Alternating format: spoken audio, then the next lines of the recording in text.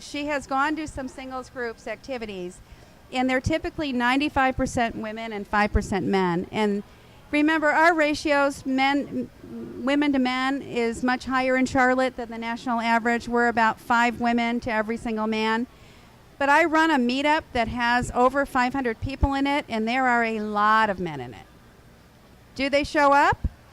They show up sometimes. They show up if they're interested. But you know what? There are a lot of men meetups, like the beer meetup and golf meetup and things like that. You got to kind of go where the men are. They do active things. Every man I know is looking for a woman who's active.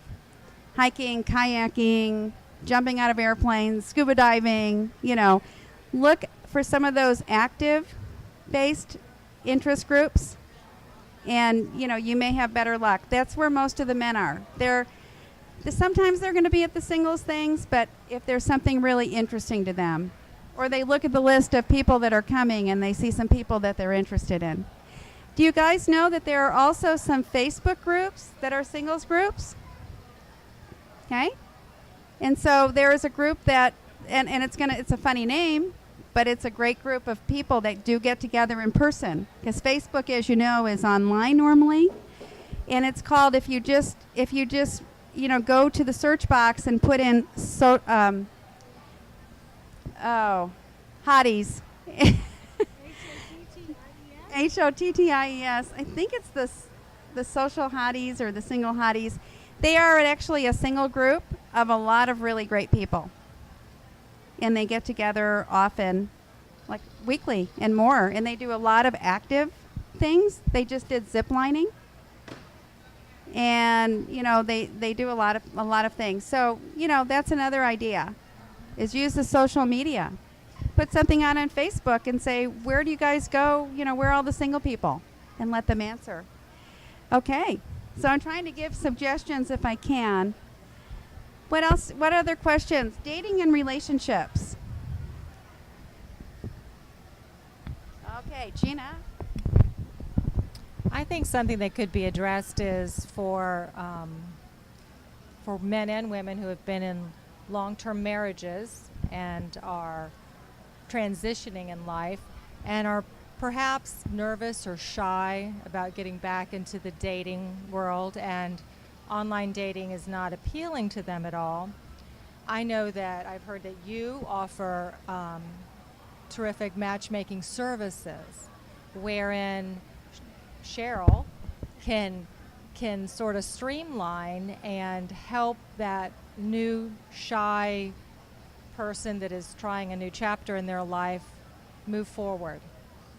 She's had great success, and I think it's just such another great option other than just going to the meetups. Professionals that travel a lot or work too much and just don't have the time. They can't do a once weekly bowling thing or line dancing or whatever it is, and truly don't want to waste their time. I know that you've had great success, so I wanted to put that out there for people. Thank you. Absolutely. Dating services and matchmakers, and as long as they have a reputation that you can access and know that you do a search and make sure there isn't anything bad or negative out there about them. That's the only caveat I would say. But those are services that are great, because they're for people that there are a lot of people that don't want to do online for a lot of good reasons. And one of them is there are a lot of people that are just plain dishonest. It takes a lot of time. It takes a lot of effort. They're tired of meeting people that they're not interested in. They don't really know how to screen for themselves. These are all things that matchmakers do. And the cost can be high, but some people are absolutely willing to pay it because they could put their feet up and know they're going to meet some people, and the people they're going to meet are very qualified. So when we're done with the formal part of the presentation, I'm going to let you know about such a service that is brand new in Charlotte and affordable that I'm starting.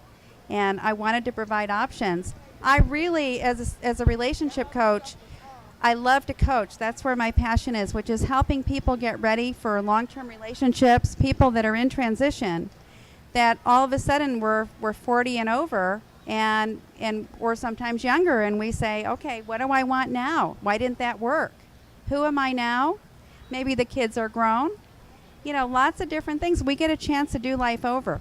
But what I realized were so many of my clients in the transitional stage, they were scared to death to go. I was scared to go out online dating. I was married for 28 years. I hadn't dated in 30 years. A few things have changed. And so and so that's why I started my business, and I added the matchmaking as a service, and it's kind of taken on a life of its own.